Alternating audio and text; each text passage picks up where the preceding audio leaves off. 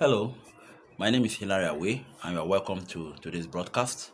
Please feel free to share, like the video, and also place your comments. Do not forget also to subscribe to my channel. Okay, today we are looking at a series titled How to Deal or How to Break Addictions. How to break addictions. All right, you agree with me that we are having rising cases of addictions in our homes, in our communities, in our countries, and we live to wake up every morning to see the realities of people's lives being destroyed right before our eyes. All right, it's a menace. It's a cancer that is going on, around us, and we have to deal with it. And for us to deal with it, we have to first of all understand what addiction is, because if we do not give a proper contextual definition to what addiction is, we might not be able to proffer solutions to it, and we'll keep watching the lives of people destroyed. How do we define addiction? How do we give a proper context to addiction? I would simply define addiction as a situation or a condition when a person is brought under the power or brought under the influence of a thing, which means that what that person is addicted to exerts a level of influence over that individual, conditioning him to behave in a certain way that ordinarily he shouldn't behave. All right. So anyone who is addicted to a thing is brought under the power or under the subjection of that thing. So the thing now determines or conditions the behavior of that person. All right. Let us see what Apostle Paul said in the book of 1 Corinthians 6:12. It says, "All things are lawful for me, but all things are not helpful. All things are lawful for me, but I will not be brought under the power of any." Apostle Paul says, all things are lawful for me, but not all things are helpful for me. I will not be brought under the power of any.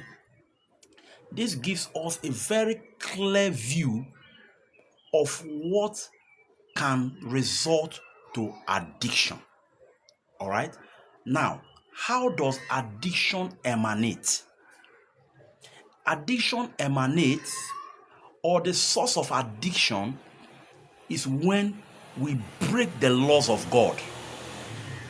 Is when we violate the laws of God. God created the heavens and the earth and created everything in it. But there is something that we must come to terms with, that everything that God created are created on the foundation of laws. Their functionality, their operability are hinged on laws, and they are sustained by laws. There is nothing that God created that you cannot find one law, two laws, or several laws attached to that thing.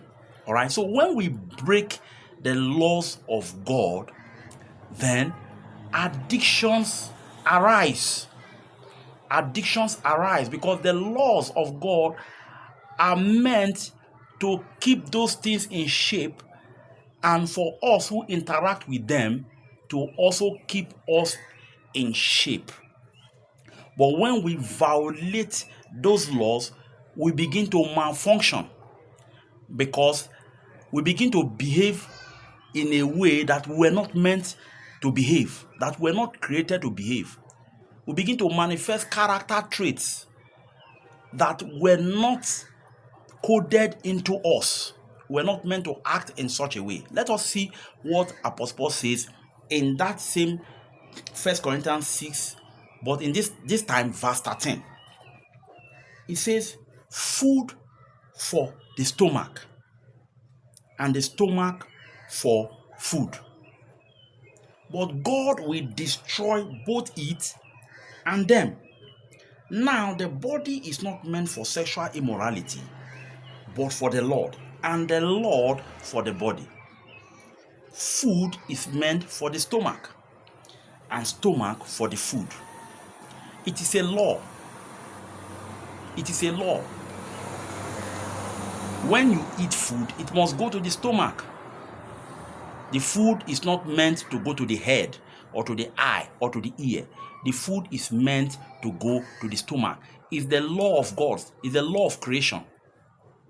Is food good for the stomach? Yes. Is the stomach good for the food? Yes. It's a law.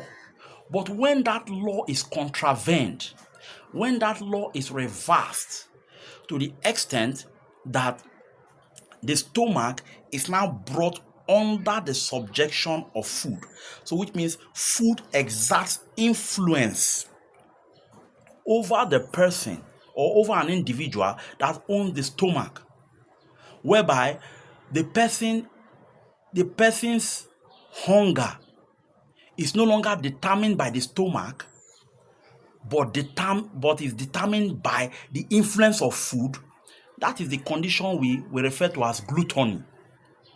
A glutton is a person who cannot get his eyes off food. He eats even when he's not hungry because he has been brought under the subjection of the influence of food. That is a violation of the law of creation that says food for the stomach and stomach for the food. And let us see what happens in Philippians 3:19. It says, let's read Philippians 3:19. We start from 18. It says, for many walk, of whom I have told you often, and now I tell you, even weeping, that they are the enemies of the cross of Christ. In verse 19, it says, whose end is destruction, whose God is their belly, and whose glory is in their shame, who set their minds on earthly things. Whose God is their belly. It's an addiction. It's an addiction. Addiction whereby food now determines when the person should eat, and not the stomach saying, I am hungry. Can you give me food? So whenever we break the laws of God, whenever we contravene the laws of God, it leads to addiction. So addiction can also be seen as a violation or a contradiction of the laws of God.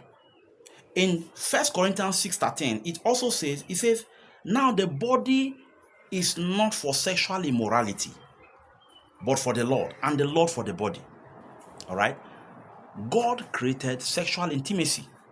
Is sex good? Yes, it's good.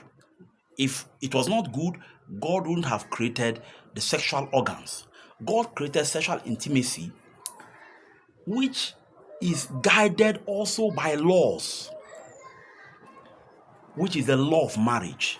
So God created sex for a married man and a married woman in the context of marriage, that they are married. So it is lawful for a man to sleep with his wife, and it is lawful for a wife to sleep with a husband. That is a law. But when that law is contravened, when that law is violated, that is what leads to sexual immorality. And God says, let's see the consequence of that law in Genesis 2. Let's see the consequence of that law in Genesis 2, verse 23. Let's see the consequence of that law in Genesis 2:23. Let's see the consequence of that law in Genesis 2:23. Genesis 2:22-23. Verse 22 says, Genesis 2:23. It says, and Adam said, this is now bone of my bones and flesh of my flesh. She shall be called woman, because she was taken out of man. In verse 24, it says, therefore a man shall leave his father and mother and be joined to his wife, and they shall become one flesh. So the consequence of the law of marriage, which permits for sexual intimacy, is that the man and the woman becomes one flesh. But when that law is violated, we see that in 1 Corinthians 6:16-17. It said, do you know that he who unites himself with a prostitute is one with her in body?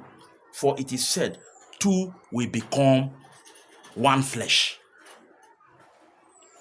So when you violate the law of sexual intimacy under the umbrella of marriage, you have now violated the law of God.